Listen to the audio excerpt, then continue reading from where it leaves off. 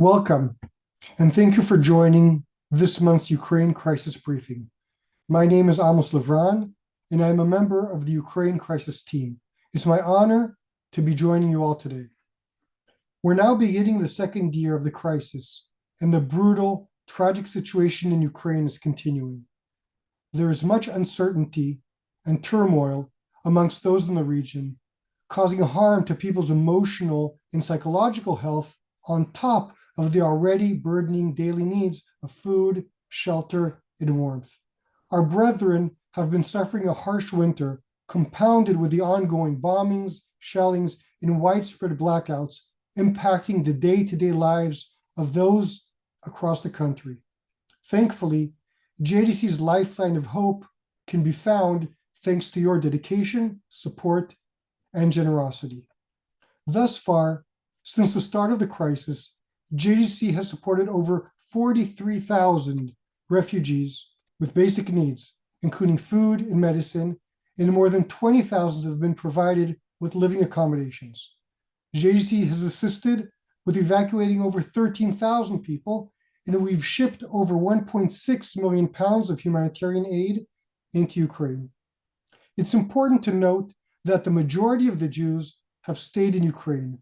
Our assistance in the country has expanded since the start of the crisis, and we are now reaching over 46,000 recipients, including new types of clients that did not require our assistance before the conflict began.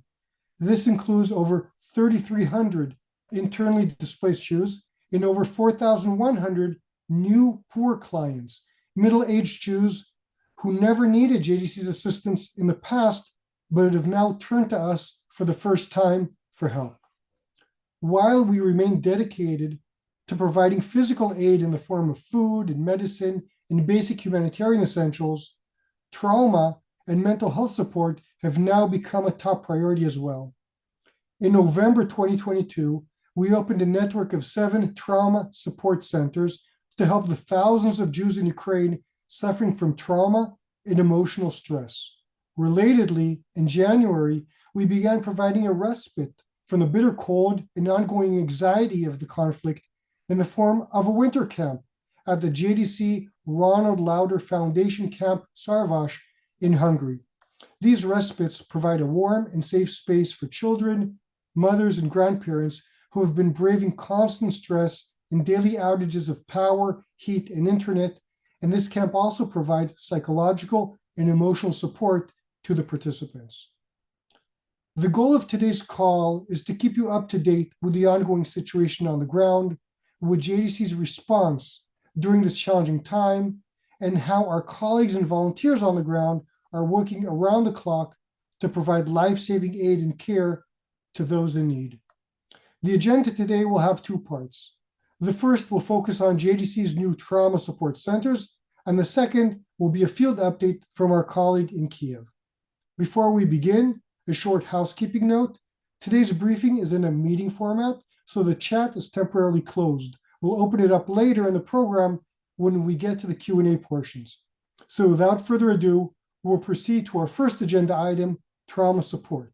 We'll speak with two of our colleagues shortly, but first, I'd like to show a short video to introduce the topic. Викликів, стресу, труднощів, праці через травмуючі події, які трапилися минулого року. Joint прийняв рішення відкрити центри психологічної підтримки в Україні. Було обрано 7 міст в Україні: то Київ, Одеса, Хмельницький, Полтава, Дніпро, Львів, Запоріжжя. Ще раніше люди зверталися саме через страхи вибухів, через те, що вони провели дуже багато часу, навіть там місяць, в підвалах, без їжі. То було просто жахіття. Пізніше вже ті такі проблеми трошки відійшли, хоча ми розуміємо, що вони підґрунтя того, що відбувається далі. То і проблеми в сім'ї, підвищена агресія або навпаки повне зацепеніння.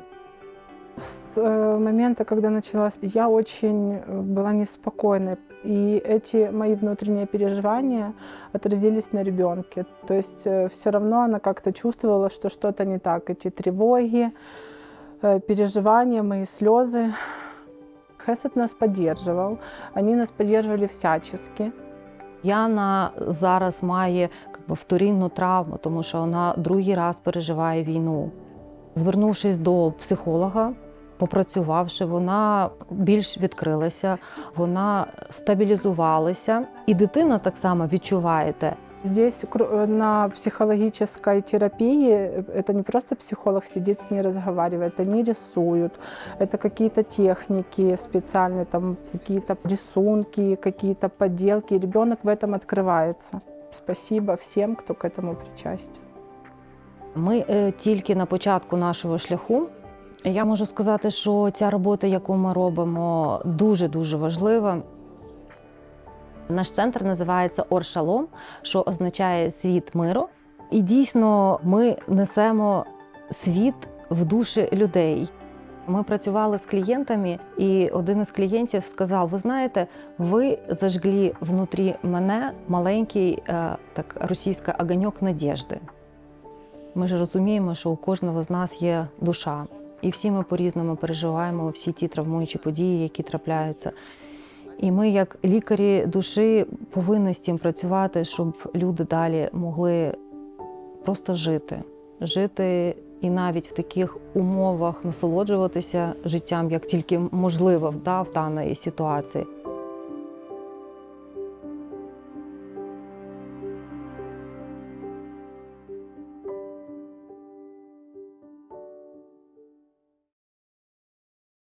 Welcome my colleague, Olga Statland-Weiner, to join me.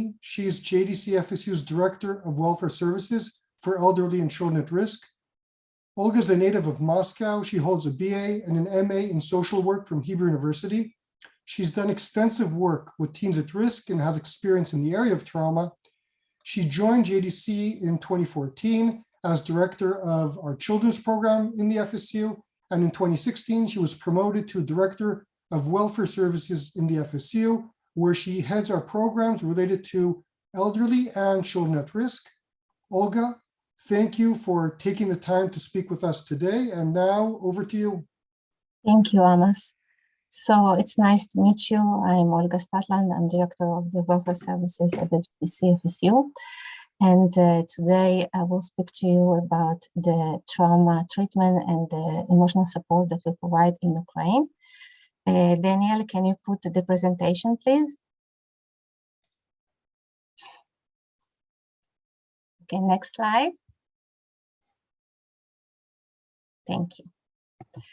So people living, as you already know, under bombing, shelling, electricity cutouts, or are fleeing their home, leaving everything behind and need emotional support.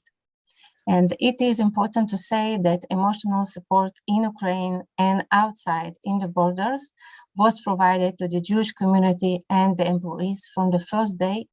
And for that, we developed a few directions. And the first one was 40 Israeli students that staffed emotional support hotline here in Israel for Ukrainian clients and provided more than 2,000 calls to our clients in Ukraine. We also continued our support of clients by psychologists that we already had in the Hesed and in the Jewish Family Services. We provided 9 trauma relief sessions for all the Ukrainian staff together with Israeli Trauma Coalition. We sent social workers and medical clowns from Israel to aid refugees in Moldova and in Eastern Europe, and provided support to more than 1,000 refugees in these places. Next slide, please. So with more and more calls for help to our hotlines, we saw that the tragic events in Ukraine influenced many members and existing clients of the Jewish community that are experiencing traumatic situations, which we know that can lead to severe reactions.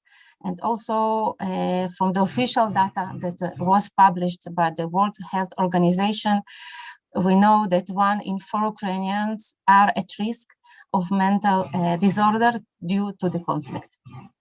So, for example, to our hotline in Israel, we received a call from a Nazi victim client who experienced severe reaction to shelling, and she couldn't bring herself to a safe place when there was alert and shelling.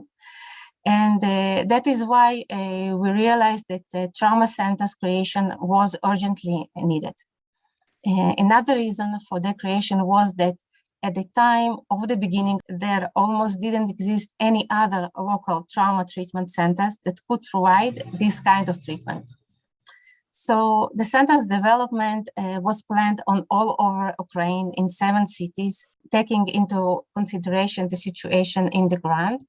And as you can see, we opened the centers in 7 locations, in Lviv, in Khmelnytsky, Kiev, Odessa, Poltava, Dnipro, and Zaporozhye. Next slide, please. So why it is important to provide help and treat trauma. So there may be different types of reactions to trauma. It can be physical, emotional, cognitive, and behavioral. A physical reaction can be rapid breathing, pains, allergies, difficulty sleeping.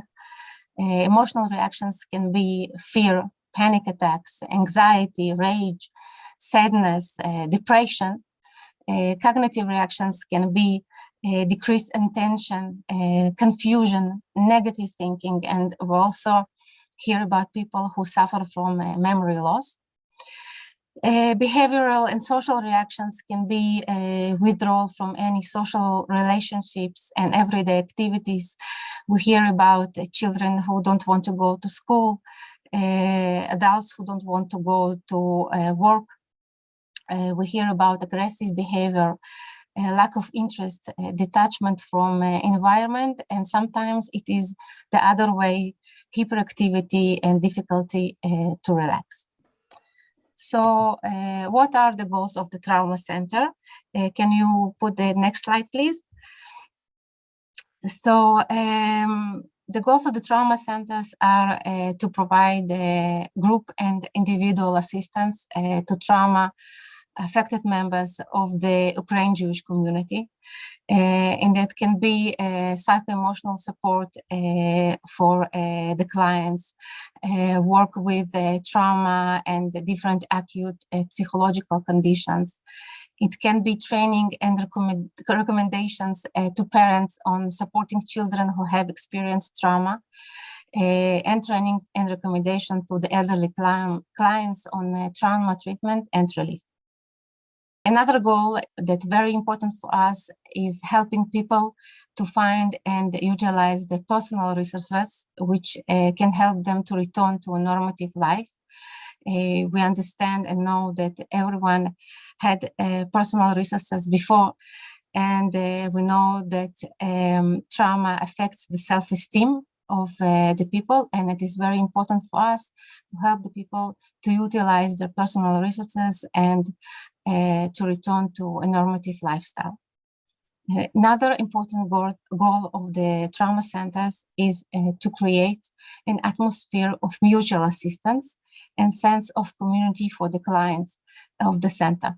Because a lot of times when people are experiencing a difficult situation, they think that just there is something wrong with them, and they don't know that it is a normal reaction to not a normal situation, and there are a lot of people who have the same experience. And it is important for us to provide the possibility for the people to help each other and to have a sense of community belonging. Next slide, please. So a little bit about the staff of the center. Each center has a head of the center who has managerial skills, and his role is to develop the center and the employees and the center work in the community. Also, each center has a case manager who have knowledge and experience in social work, and he receives the applications and makes the first intake of the clients and prepares the work plan with each client separately and the center's professional. Also, each center has a child psychologist who has the tools to work with children, adult psychologist with tools and knowledge to work with elderly and with adults. We also have specialists from various areas, like art therapist, it can be drawing therapy, music therapy, drama therapy, body practitioners like yoga and mindfulness, because we understand that not everyone is ready to come and to talk about their experience verbally, but it is suitable for them to use other tools in order to work with trauma. Also, each center has a supervisor, which is a psychologist, who is responsible for the professional supervision and consulting and training and support for the center's employees, in order to provide the employees additional thinking, consultation, and tools for work with difficult cases and different dilemmas that they meet in their work. Next slide, please.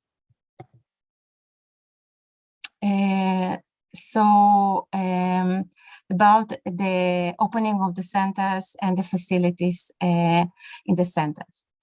So first of all, in order to open the centers, we needed to find the right professionals who has the knowledge and experience of working with different psychological tools from the world of trauma treatment, which was not an easy task for us because social work and psychology were not very developed in the former Soviet Union for a lot of years. And it took a lot of work for us to find the right professionals in the ground.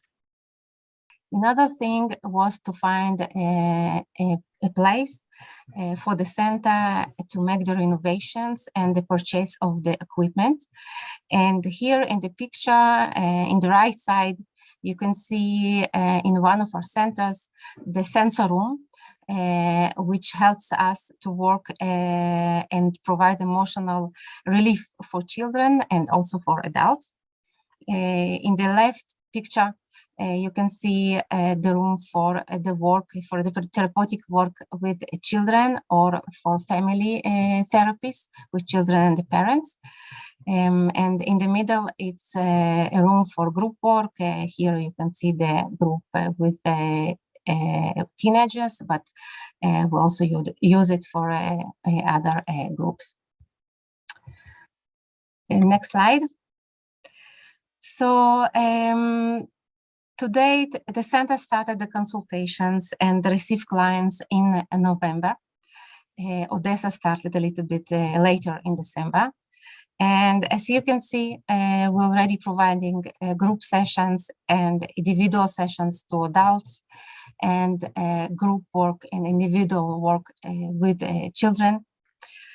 And I just want to use this opportunity also to thank you again for your support in our work, and also to thank our people in the ground, the employees and the volunteers in Ukraine who do this amazing job in this really hard situation. So thank you. And back to you, Amos. Thank you so much, Olga. And we'll have an opportunity to hear a bit more from Olga when we get to the Q&A session. And now I'd like to invite Polina to join us live from Odessa, from the Trauma Support Center in Odessa, to share her experience in the field. Great to see you, Polina. Thank you for joining. Thank you for this opportunity to say hello to everybody. Thank you. I'll just mention that you're a psychologist, an art therapist, and a mindfulness teacher. You have 11 years of group and individual practice in psychology, working mainly with women and young girls, and we're really thrilled and thankful that you're able to join us today. And I'll start with asking you if you can tell us a bit about the challenges and the issues that you see people coming into the trauma center with. Yeah, we are mostly working with two types of population. The first is IDPs from other regions and cities of Ukraine, which came to Odessa due to crisis and starting from scratch. So that is the first issue we are working is, and the trauma of starting the new life for adults and for children is a very severe, I would say. And the second part, the second type of population we are working is the Odessa citizens, or the people who live in Odessa from their childhood or for a long time. And they also suffer from bombing and shelling and from the blackouts, and they are losing their jobs due to conflict. And they come to us with depressions, with fears, and trying to renovate, to restore their lives. And we are helping them with this. They are children and adults and elderly people also. Thank you. Polina, can you tell us about one specific case that you've come across that really stayed in your heart? Yeah, it will be the client, the lady from Kherson, who was evacuated with her family to Odessa in spring. Kherson was suffered from bombing and shelling from the beginning, so from February of 2022. So they decided to start the new life here in Odessa, but her husband has the job in Kherson, so he needs to come back and forth, and she's very nervous about this. The second question is that her daughter, who is 7, lost her interest in school because she needs to start from the beginning, with new children, new teacher. And the most part of this case was that my client was very active person in her life, but here in Odessa she found herself like in a cage in a new city, without her friends, without her family, who stayed in Kherson. And one day she realized that it's too much for her, and she was offered the help, psychological help in our trauma center. So we started with legalizing her feelings, legalizing these tears and crying and angriness and anxiety. So I gave her the place to for grieving, for crying, for saying goodbye, for the future she was planning. The second step was to accept this new reality, the new city, the new school for her daughter, the need of being nervous about her husband and other questions. And the third step, which is we are now in, is trying to understand what is in the future, in the nearest future, what is her desires, what is her wishes, and what she can do right now to restore the contact with herself and with her thoughts, her feelings. And we are in this process right now, and it's really a very touching one. Thank you so much for the update, Paulina, and even more for the incredible work that you're doing. So I'd now like to invite Olga to rejoin us and to open the conversation for Q&A. The chat box is now open and you can enter your questions there. And as we wait for some questions, I'll ask Paulina, what helps you to keep doing your job, your challenging job? What keeps you motivated? Well, the first is my mission. As I understood, one day I want to live in the society of healthy and wealthy and happy people. So I'm doing my job for this.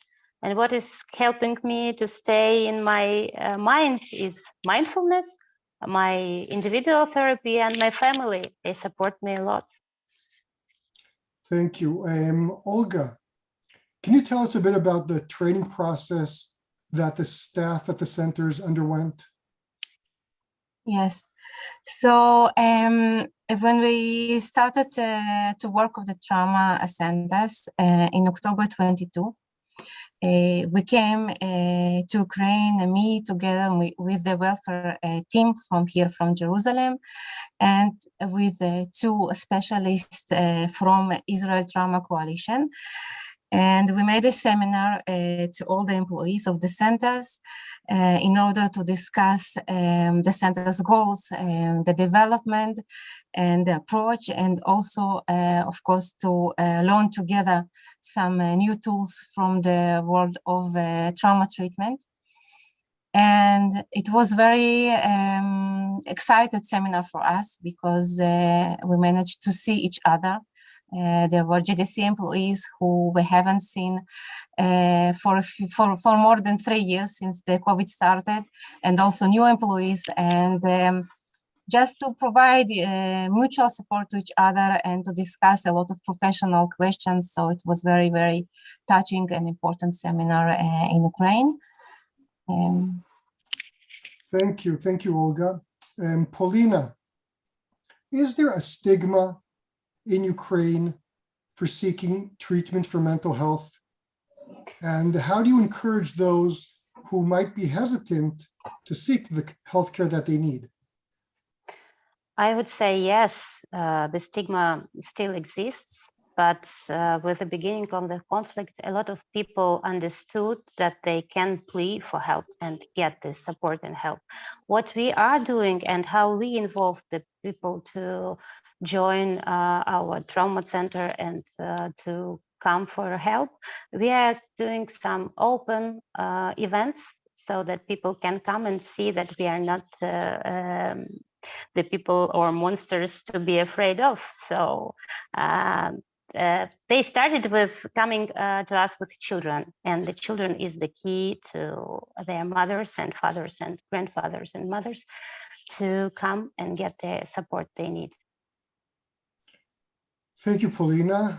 I'll address some of the questions in the chat now. First of all, there's a question, actually a request to receive a summary fact sheet, and we'll certainly be happy to provide that. And another question here, Olga, for you. What are we doing for JDC and Chesed staff who are dealing with stress? So first of all, from the beginning, we provided sessions with Israeli Trauma Coalition professionals who provided support and emotional relief also for the employees of JDC and the supported organizations in Ukraine. And today we also provide the employees with the possibility also to receive help in the trauma treatment centers, and also to come and receive all the support. And we also do group sessions in the organizations, in the JDC office and in the Hesed and the Jewish Family Services with the psychologists, even for employees who don't want to come to individual sessions in the trauma treatment centers. So we do it inside the Hesed and the JFS in order to provide them with group emotional support. Great, thank you, Olga. Another question for you, Olga. How are people referred to the centers? So people are coming by themselves. And also some of them are coming with a recommendation of their social worker in the Hesed or in the Jewish Family Services. And we also do a lot of outreach work in the Jewish community with different Jewish organizations in order to outreach to clients who maybe don't heard yet about the centers and to provide them with this information. Thank you. Thank you so much, Olga. And thank you, Paulina, for presenting today. And more importantly, for the amazing work that you're doing, which is really having a significant impact on so many lives. So thank you very much. And we'll now move on to our second agenda item, which is to hear from our colleague in Kiev about developments in his region.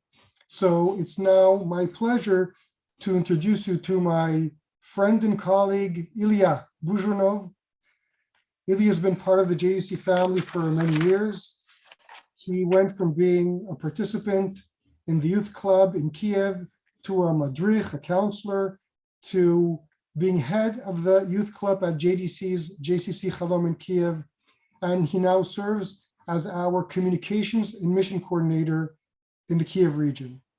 So, Ilya, thank you for joining today. How are you doing? Hello, Amos. Thank you. I'm doing okay. I'm really happy, Ilya, that you were able to join us today, live from Kiev. And first of all, let's hear from you how you're doing and what the situation is in Kiev today. Well, as you could mention, I replied that I'm okay. And this is actually a typical response that you'll receive from me and from my colleagues from all over Ukraine. And why we are saying that we are okay? We're saying that because it's really hard to explain that even when immediate danger go out from our cities, we are still living in a daily stress because of the shellings and missiles that flying on our heads. Because from even today experience, at the night we got a rocket attack in Rzeszyw. It's a small city in Kyiv state. And after a couple hours, we got another attack that struck a living building in Zaporizhia.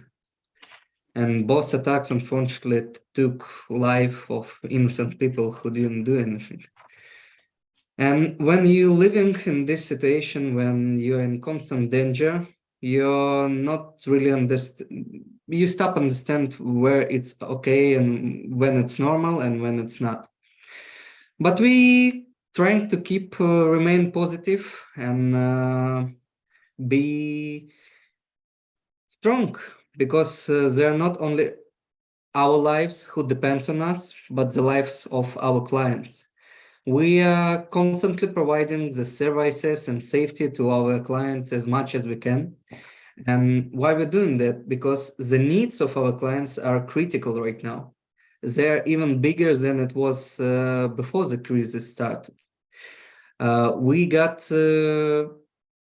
food deliveries that is needed for the clients, because sometimes there's a problem with the food deliveries inside the cities. We have new programs in our assets and JCCs, which providing generators and warm hubs for people who want to warm them up or to get some electricity, because even right now it's a stabilized situation with electricity in Ukraine. We already experienced blackouts all over Ukraine, and there is still a danger that blackouts will be repeated. But as JDC, we provided everything for our communities to prepare them for possible blackouts. And even if there will be happening, we are ready for that. And this is all what we can say. We are living in a danger each day, but we as JDC is trying to provide as much help as we possibly can. And this is probably one of the most great things that JDC is doing for more than 100 years right now. Thank you. Thank you, Ilya. We are all praying for quieter, more peaceful times. Since 2014, we've developed a robust volunteer network. It really is proving itself during this current emergency. We know that volunteers are helping to distribute food and medicine to the elderly, to distribute aid from our humanitarian hubs, and working with children at risk, both offline and virtually, and doing much more. And we just had our largest ever volunteer community conference only a few weeks ago in Ukraine, not far from Lviv. And Ilya, you attended that conference, and I'm very interested to hear what were your impressions from that conference. Yeah.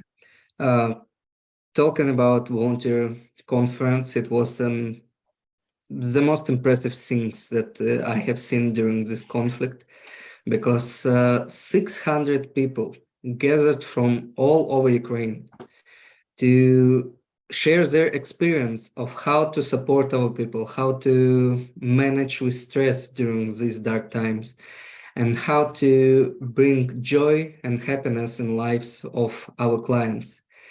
And this is unbelievably amazing to hear and to see these volunteers, because even they're going through really difficult situations each day, they are still shining, they're bright, they keep living, and they keep on give our clients hope. And this actually hard to express my feelings via words, because there was so much going on. There was a Shabbat, there was Havdalah, there was different sessions from different volunteers who was teaching interesting lectures and stuff.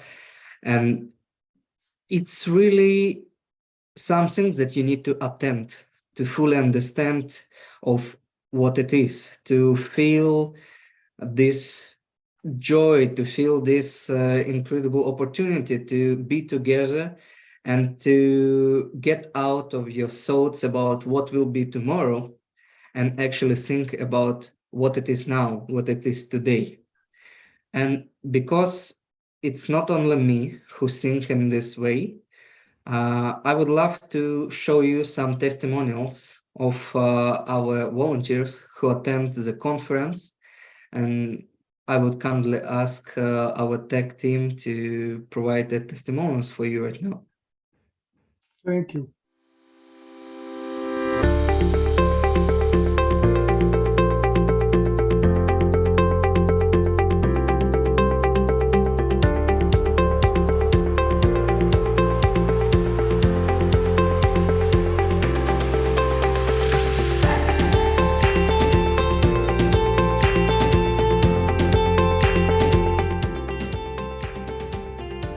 Конференция, во-первых, впечатляет своим масштабом. В моей памяти, я работаю с самого основания, это первая такая масштабная конференция, где более 550 человек собралось вместе для того, чтобы поговорить на тему волонтерства.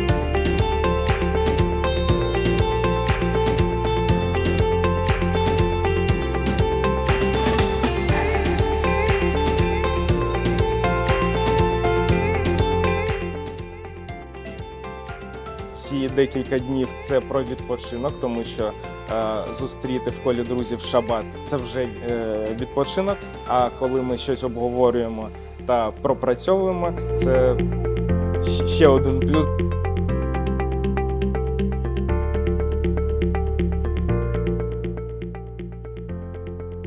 Если мы говорим вообще про волонтерство в Украине, оно испытывает сейчас чрезвычайный скачок роста. Мы уверены, что эта конференция даст им возможность приехать и делать еще больше, еще лучше, еще масштабнее, еще с большей мотивацией.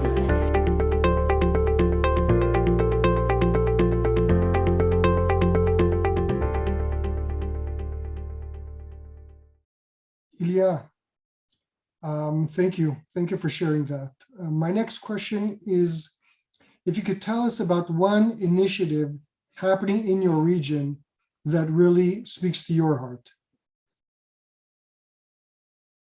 Well, if I could respond, if I would respond from all over Ukraine, I would think. But when I'm responding about the initiative in Kyiv region, without any hesitation, I want to say that this is superhero camps. And to give you the understanding what it is, I will need to give you a short pre-story. That after immediate danger passed from our cities, and we understood that we are some kind of safe region right now, that there's only shellings and bombings and not the direct fightings. We understood that we are right now in situation when we have the families and people who are very stressed and they lived through this horrible experience. And we understood that we need to do something with it and to give them some kind of initiative, the program that will give them the understanding that they are still living the full life, that they can attend some activities which still will bring them joy as pre-conflict activities. And we gathered together with young leaders who was raised by the JDC programs such as Metsoda and AGT, and we started to think what we can do, what we can provide to these families and to these people for them to feel safe again, to feel that they're appreciated and everything like that. And day by day, the idea was growing, and we was speaking with each other and making this idea fuller and fuller. And in the end, we came up with the idea of creating the retreat camp, a retreat camp for families.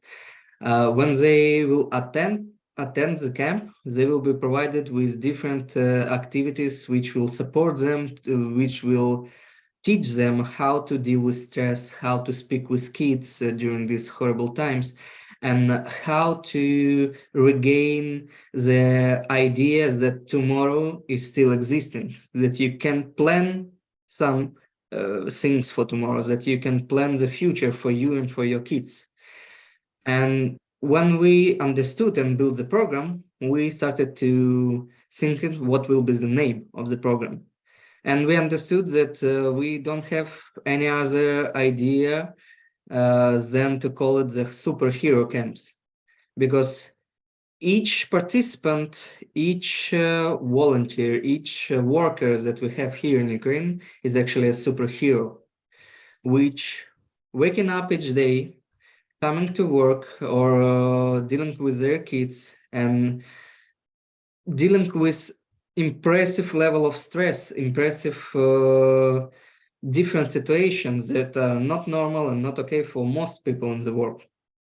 And the parents are still manage to keep kids safe, and kids are not give up their roots, their Jewish roots. They're still going to the programs. They're still taking the part in a life of the community. And superhero camps are already became such kind of brand here in Ukraine. And don't misunderstood me. When I'm saying that this is a brand, I'm not telling you that this is everything about the numbers of participants or about the numbers of places where we are going with these participants. This is actually about the people who understand that when they are coming to superhero camps, they will be safe. They will be in a place where they can be themselves. There's no need to be something else. You can be yourself. You can express yourself as much as you want and in the way that you want. And this is the place where you can feel this atmosphere that you used to feel in our Jewish camps before the conflict. And that we gain the possibility, and we actually came up with this idea and made it happen, is the most unbelievable thing that I have from the start of the conflict. And many things that we are still doing, and even today in Ukraine, are impressive. And nothing will be happening without JDC. So I'm really thankful to everyone who is helping us and who really making this happening and who give us a chance to continue our Jewish life in Ukraine, even during such horrible times. Thank you. Thank you, Ilya. Last question before we open it up for Q&A. We're 2 weeks away from Passover. How are you preparing for Passover in your region? Well, this year will be still hard for Jewish community in Ukraine, but we decided that we will be doing what we do the best. We'll be keeping our Jewish traditions, and we decided with our colleagues from all over Ukraine that we'll be doing the seders in all communities all over Ukraine. We came up with the idea to make seders in the community in safer regions, and to do online seders and model seders for people in more dangerous city, if I can say so. And except that, we understood that we have new categories of people. This is the new poor and IDPs in our Jewish community. And we decided that we need to make seders for them as well. So the new poor will attend the local seders in the communities or online seders if they cannot attend offline. And for IDPs, we'll be leading the seders inside our hotel, like our IDP base in Truskavets. And we will be having the young Jewish leaders who will be coming from Kiev, Lviv, and Vinnytsia to Truskavets to lead the seder. Because this is our way how to remind IDPs once again that there is a part of big Jewish community, and they will be the part in that no matter what.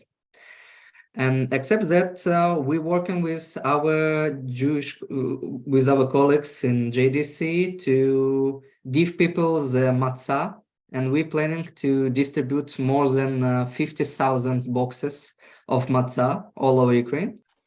Thank you, Ilya. That's beautiful. And I'll just share that there are additional Passover-related activities happening throughout Ukraine in other regions as well. JDC currently has 223 seders planned, as well as Passover-related educational activities throughout Ukraine, where we're expecting over 10,000 participants. And these seders include both online and offline seders at the Cheseds, the JCCs, or at the JDC-supported IDP facilities, as you mentioned, Ilya. We have 380 participants that are expected to participate in Passover celebrations at what we're calling open homes. This is modeled off of JDC's Warm Homes program, where the open homes involves JDC support of Chesed clients or community members who would like to host other Chesed clients in their home for Passover seders. And as a thank you to JDC's volunteers and staff in Ukraine, we plan to distribute special Passover packages to 1,000 volunteers and 650 Chesed and JDC staff. And as you mentioned, Ilya, in Moldova as well, we're planning seders for both Ukrainian refugees and the Jewish communities there as well. So I'd like to once again open the chat for additional Q&A. And as the questions come in, I'd like to ask you, Ilya, you mentioned dark times. And my question to you is, what gives you hope during this time? This is a hard question, actually, but replying to that, I can say that this is two things. The first one will be the unity of the Jewish community, because each time in my life when I'm thinking that Jewish community have already gave me everything that it possibly could, something new appears, and the Jewish community is supporting me each day of my life, and this is why I became the Madrichim back in the time. This is why I became the teen leader, young leader, and right now the JDC representative in Ukraine, because we are the one who still need to help everyone in the Jewish community and to bring hope in our daily life. And even when I'm the worker in the JDC, I'm still feeling all the support from my colleagues from abroad, from you, Amos, from Ariel, and from everyone in JDC board. And the second one, the second thing that giving me the hope will be my beautiful wife, with which we engaged on a fourth day of the conflict. And this is the human that gave me the hope each new day. And each day when I'm woke up near her, I understand that there's still a bright future, and that we will overcome everything that is coming to us, and we'll be living in beautiful peace times, and we'll be continue to create the strong Jewish community.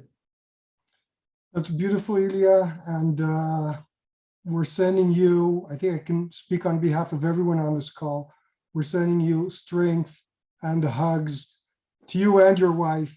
And we're Thank thinking you. about you, we're thinking about the community, and we're all praying for quiet days. I'm mindful of the time. I'm going to just take several quick questions, and then I'm going to have to move on to closing remarks. One question here is about evacuations, if we're still helping people leave Ukraine. So yes, JDC is still helping people leave Ukraine. We are still evacuating. However, the fact is that very, very few people are seeking evacuations. And this is actually counterintuitive if you take into account the harsh winter, if you take into account the ongoing bombings and shellings. The fact is that since the escalation back in October, we've seen very few people seeking to leave. The vast majority are still staying in the country. I see a question here about the matzah. We're talking about 50,000 people who will receive matzah towards Passover. And being mindful of the time, I'm going to thank you, Ilya, and move on to just some closing remarks. The Haggadah says, "B'chol dor v'dor chayav adam lirot et atzmo ki'ilu hu yatsa mimitzrayim." In each and every generation, a person is obliged to regard himself as if he had come out of Egypt. This is actually a call for solidarity with our brothers and sisters who are in distress. It's a call for us to identify with them, to put ourselves in their shoes. And as we heard today, our brothers and sisters in Ukraine have been suffering for more than a year.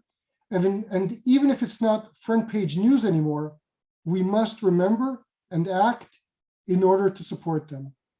In 2 weeks, at the Passover Seder, when we say B'chol dor v'dor, we should be reminded of our historic role during this time, The needs of those we serve in Ukraine continue to be urgent, and our brethren continue to rely on us. Please join us as we bring hope and warmth to the Jews of Ukraine in their moment of dire need. Ukrainian Jews are counting on JDC, and we are counting on all of you.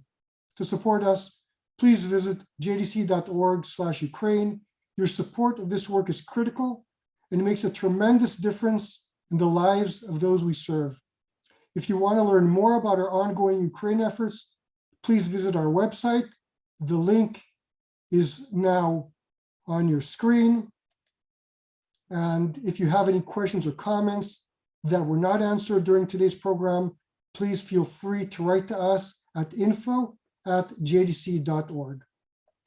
So thank you very much once again for joining us today. This concludes our program.